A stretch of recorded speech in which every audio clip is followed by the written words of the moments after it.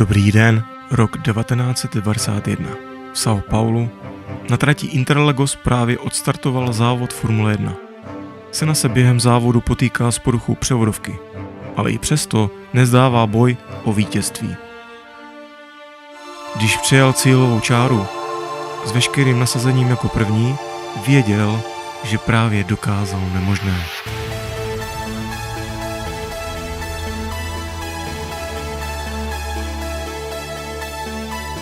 Pro Sennu to byl výjimečný moment a pro fanoušky nezapomenutelný okamžik. Celý stadion byl v extázi a Senna cítil velkou radost a uspokojení. Tento závod právě potvrdil Sennovy schopnosti a pevnil jeho pozici jako ikony světového motorsportu. Ayrton Senna da Silva. Jméno, které zanechalo nevymazatelnou stopu v historii Formule 1. Narodil se 21. března roku 1960 v São Paulu, Brazílii. Už od dětství bylo jasné, že má talent a vášeň pro závodění. Po úspěšné kariéře v kartingu, kde získal mnoho mistrovských titulů, se Ayrton přesunul do monopostů a začal se účastnit různých závodních sérií.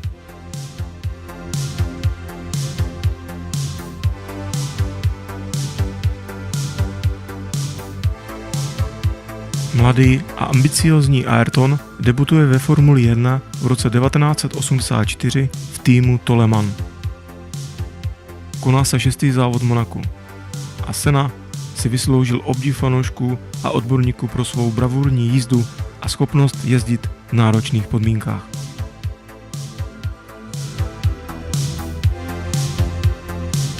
Jeho talent a neúnavná práce na sobě mu brzy zajistila místo v nejlepším týmu tehdejší doby. Přestupuje do Lotusu a Senna má příležitost ukázat svůj talent na nejvyšší úrovni.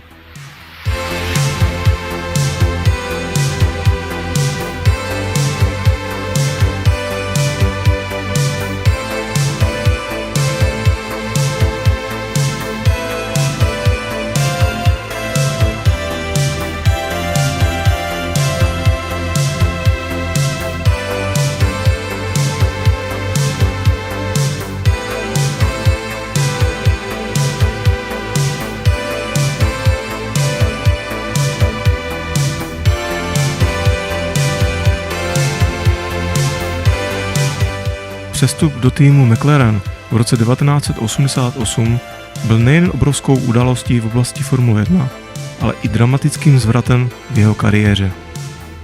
V McLarenu se potkává se svým novým týmovým kolegou, velmi talentovaným a rychlým pilotem jménem Alain Prost. Prost byl již etablovaným jezdcem v týmu a dvojnásobným mistrem světa.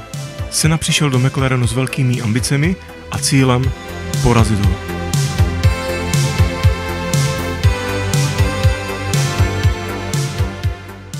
Sezóna 1988 byla neuvěřitelně dramatickou. Senna a Prost se snažili překonat jeden druhého v každém závodě a soupeřili o každý bod. Na několika závodech se jejich souboje změnily v bitvy, kdy si navzájem bránili cestu a bojovali až do posledního kola. Připomeňme si závod Suzuce. Byl to ohromující divácký kus, který zajistil Formule 1 největší diváckou přízeň v historii. Po nevydařené sezóně 1988, kdy Ayrton Senna prohrál boj o titul mistra světa s Alainem Prostem, se Senna vrátil do sezóny 1989 plný odhodlání a touhy vyhrát. Začátek sezóny byl pro Sennu nadějný. Nicméně týmová rivalita obou pilotů se dál prohlubovala. Situace opět vyvrcholila při velké ceně Japonska, kdy se oba piloti stali hlavními postavami dramatické kolize hned po startu závodu. Prost a Senna se srazili v první zatáčce a oba vypadli. Ale tentokrát to byl Senna, který se stal mistrem světa.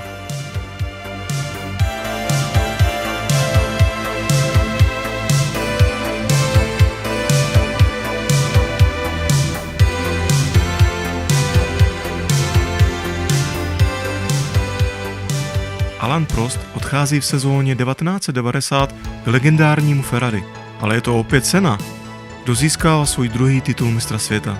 Titul obhájí i v následujícím roce a stává se světovou hvězdou motorsportu.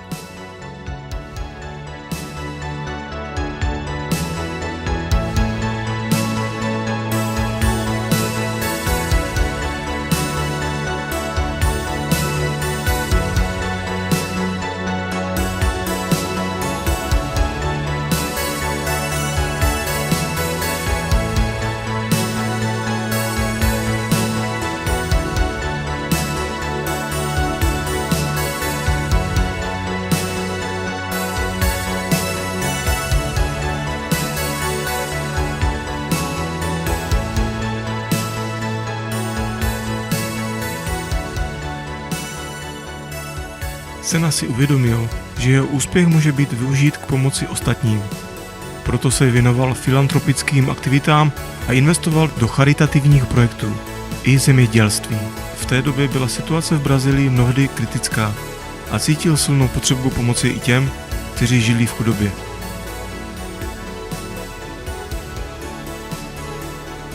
Po nevydařených sezónách 92 a 93 odchází do týmu Williams. Začátek sezóny 1994 nebyl pro Ayrtona Sennu příliš úspěšný. Měl v té době problémy s výkonem svého vozu Williams FV16 a také s jeho ovladatelností. Navíc se závody konaly za použití nových technických pravidel. Je 1. května Imola, Itálie. Vzduchem se vane nepříjemná pachuť tragických událostí po nehodě Rubense Barrichello a smrtelné nehody Rolanda Ratzenberga. Senna startuje z první pozice. Mladý Michael Schumacher je na druhém místě. Bohužel v 7. kole dochází k další tragédii. Senna ztrácí kontrolu nad vozem v rychlosti okolo 300 km v hodině a naráží do zdi u zatáčky Tamburello.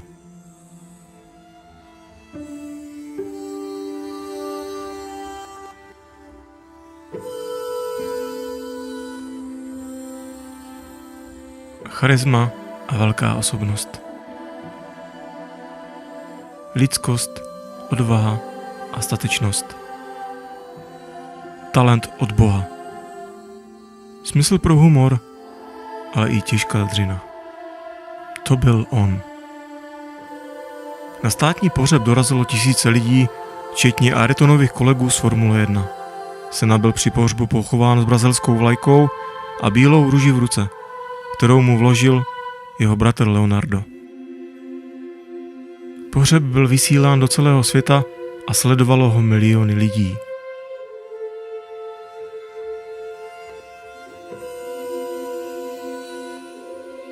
Památka Ayrtona Senny zůstává v motorsportu a v celém světě velmi silná.